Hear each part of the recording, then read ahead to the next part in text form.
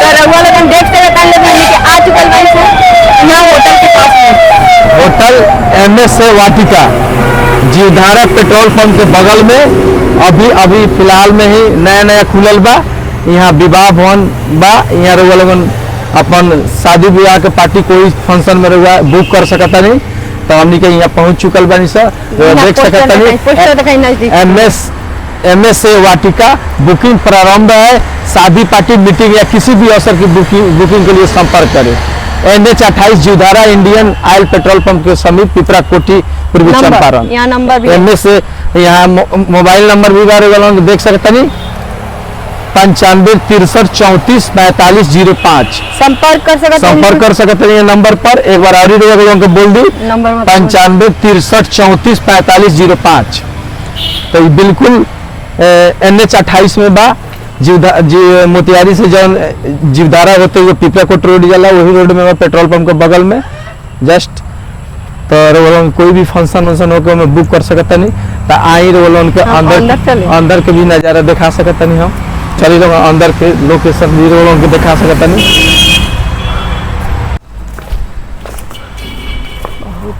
अच्छा आ रहे हैं अंदर देख ली लोग अंदर हॉल के नज़ारा कि कोई भी पार्टी फंक्शन में रहो लोग आराम से ना में आके अब मना सकता नहीं। या बर्थडे पार्टी शादी विवाह कोई भी ऑप्शन में भी यहाँ बर्थडे पार्टी के डेकोरेशन हो चुकल बा। यहाँ बर्थडे माने जा रहा बा अभी कोई के यहाँ बुकिंग बा तो बहुत अच्छा यहाँ के व्यवस्था यहाँ बहुत अच्छा बा। जौन विवाह भवन खुलल है MS वाटिका ये हमारा दोस्त एगो विनय जी बानी जीवधारा में उन्हें का है तो वहाँ का हमरा के बार बार फोन करत नहीं कि चंदन जी आई ना तनी हमरा होटल के भी तनी सुखा एक बार अपना ब्लॉग बना के अपना YouTube चैनल हमनी के देखी लोगन कितना अच्छा लोकेशन बा यहाँ के बहुत अच्छा बा। बहुत शांति जगह बा यहाँ एकदम कोनो यहाँ हल्ला गुली नहीं के बहुत पहली बार शादी ला भी शादी बर्थडे पार्टी एनिवर्सरी कोई चीज हम ये खुद के एनिवर्सरी बनी अब की बार यही में। हाँ बिल्कुल ठीक हमनी के मार्फत यानी हमनी के अप्रोच से अगर कोई भी आई तो छूट मिली यहाँ रिबेट मिली ओकरा जितना भी बुक करम वो से जरूर कुछ मतलब 2-4-5 हजार जरूर हम उनमें कम करा सकते हैं। इतना क्षमता बा कि हमरा दोस्त के विवाह भवन नया खुलल दोस्त लोगन जब भी बुकिंग करे के हुई तो जरूर हमरा से संपर्क कर सकते नहीं रहुआ। देख सकते वाटिका हाँ MS वाटिका और Jiwdhara Pipra Kothi road Jiwdhara petrol pump के 10 कदम बगल में बा। ज्यादा दूर तो नहीं थे लेकिन ये बात बा कि जीवधारा में पहली बार ये व्यवस्था मिलल है। जीवधारा में पहली बार पब्लिक के व्यवस्था मिलल कि विवाह भवन खुलल बा। यानी गांव देहात में भी लोग के पास में अब घर के अलावा जमीन द्वार ला काफी कम रहता तो आप यहाँ बुक करके यहाँ शादी ब्याह पार्टी फंक्शन कोई भी चीज आसानी से कर सकता नहीं और कोई भी चीज करे के हुई तो यहाँ रेट बहुत कम बा। समझी कि रगलवन आयन तो जरूर हमनी के संपर्क से अगर आयन कमेंट हमनी के YouTube पर भी करें तो हमनी के जवाब कर दे हम तो रगलवन को जरूर रिबेट मिली। और हमरा लगा था कि हमनी के इलाका में जीवधारा में ये इकलौता पहली बार खुलल है। हाँ ऐसे रगलवन यहाँ आके भी अपन तो देख सकते हैं डेकोरेट नहीं केवल रूम और देख सकते हैं हर व्यवस्था बा AC भी बा। अदर ये तरह भी रूम बुक करे के चाहते नहीं तो कम से कम 1000-1200 का रूम बुक होकेला एक दिन लेकिन हमनी के अगर मार्फते आए और को बुक करे के बाद तो उनमें भी कुछ कंसेक्शन हो जाए। और लैट्रिन बाथरूम हर चीज की व्यवस्था भी बा में सब चीज सेपरेट बा।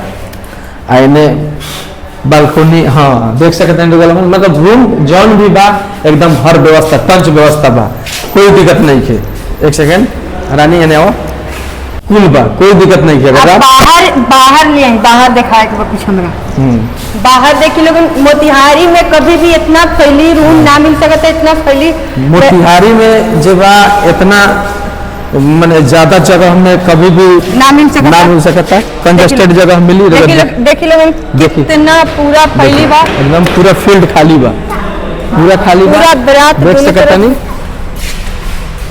और वो देख सकता नहीं जो फिर एगो बाथरूम वहाँ बा, ठीक बा, फिर वहाँ स्टेज बन सकता है। इतना मैंने इतना फैली जगह बा कि उनके हम बता नहीं की सकता, कोई दिक्कत ना हुई।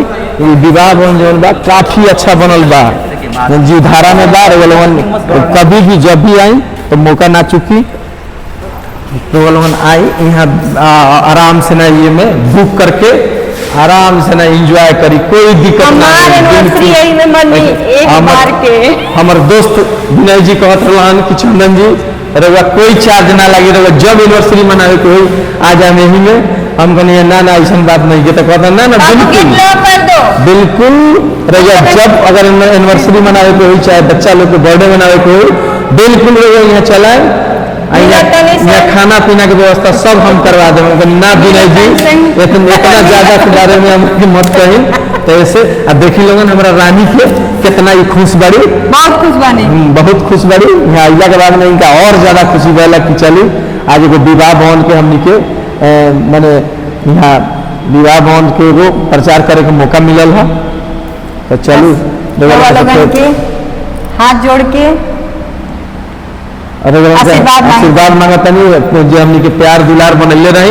हमनी के ब्लॉग देखी लोगन, देखी रील देखी, आ कमेंट करके बताई जे कहाँ से बानी लोगन। आ जौन भी जेकरा भी बुक करे के बा बर्थडे ला, एनिवर्सरी ला, शादी पार्टी फंक्शन ला, बिल्कुल हमरा के कमेंट कर। हम लोगन बिल्कुल 5,000 रुपये डिस्काउंट, 5,000 रुपये डिस्काउंट लोगन के हम करावे के गारंटी लेता नहीं कि बिल्कुल जीवधारा में आई और विवाह भवन में शादी और फंक्शन कोई भी चीज करी, हॉल कोई MSA वाटिका हॉल होटल के रुपया बुक करी और रुपया के 5,000 रुपया में कंस्ट्रक्शन हम कराए।